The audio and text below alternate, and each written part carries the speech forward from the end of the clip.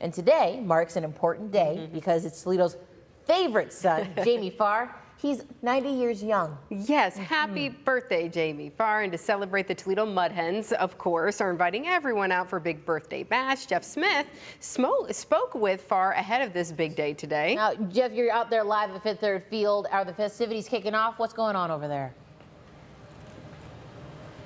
Well, I'll tell you what, batting practice just wrapping up for the Toledo Mud Hens. We are live out in left field right now. They've got a series coming up against the Columbus Clippers, who are taking the field as we speak. But we are, as I said, set up right next to Clingers. Right here, the corner bar, Clingers Corner out here in left field. And it felt fitting because tonight, 1,500 people who make their way through the gate, they are going to get one of these celebratory birthday. Cheyenne, can you get a shot of that and just show? I'm going to bobble Jamie's head just a little bit, but Jamie Farr, we are celebrating 90 years young, and he's holding a birthday cake. So once again, 1,500 fans who make their way through the gates for this game tonight get one of these celebratory bobbleheads, and it's fantastic. I showed you the big bobblehead that actually is here at Fifth Third Field a little bit earlier, but we got the opportunity on this huge celebration of 90 years in entertainment and just life here in Toledo, Ohio.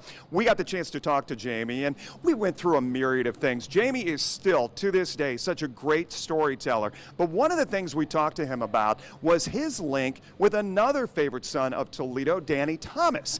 And would you believe that his connection to Danny Thomas and the entertainment history actually brought about some of the nuances that we learned over the years watching MASH from 1972 to 1983 and his character, Corporal Max Klinger. Here's what he had to say about how they came up with some of those things, what the writers put into his character week after week after week.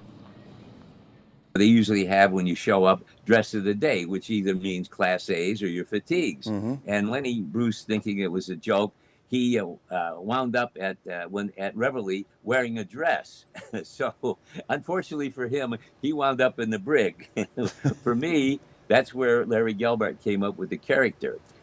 He named me after his childhood friend from Chicago, Klinger, and of course made me Lebanese because the story goes that when Larry Gelbart was in high school, he had moved from Chicago with his dad to California, and he was attending Fairfax High School in the Los Angeles area. And his father, Harry Gelbart, was the barber to all the comedians in Beverly Hills. He cut Bob Hope's hair, Milton Berle's hair, Jack Benny, George Burns, and Danny Thomas.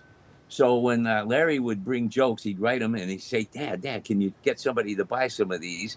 Harry would offer these jokes to the different comedians, and the only one that bought the jokes was Danny Thomas.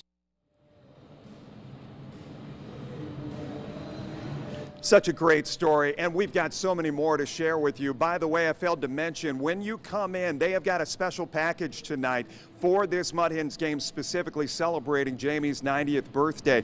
If you buy the Klinger package, it entitles you to food and dessert and a drink or two here at Klinger's Corner. So that is the opportunity tonight. Once again, throughout the course of this show, up until 6 o'clock, we're going to be talking to you more about our conversation with Jamie Farr, his history on Klinger. And for those of you who don't know anything about MASH, Klinger, his character, continually dressed like a woman, did crazy things on the show because he was trying to get listed as Section 8 so that he could be discharged from the military and have nothing to do with the Korean War anymore. So that is kind of the history about it and what made his character so entertaining week after week after week and made that show such a sensational hit back there in the 70s and 80s. We're going to have much more from live from Fifth Third Field here. For now, Jeff Smith reporting live downtown. Back to you guys in the studio. I didn't know that. Well, yeah, and you see him wearing earrings, all that fun stuff, but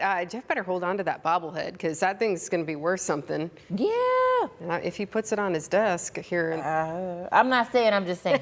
Just saying.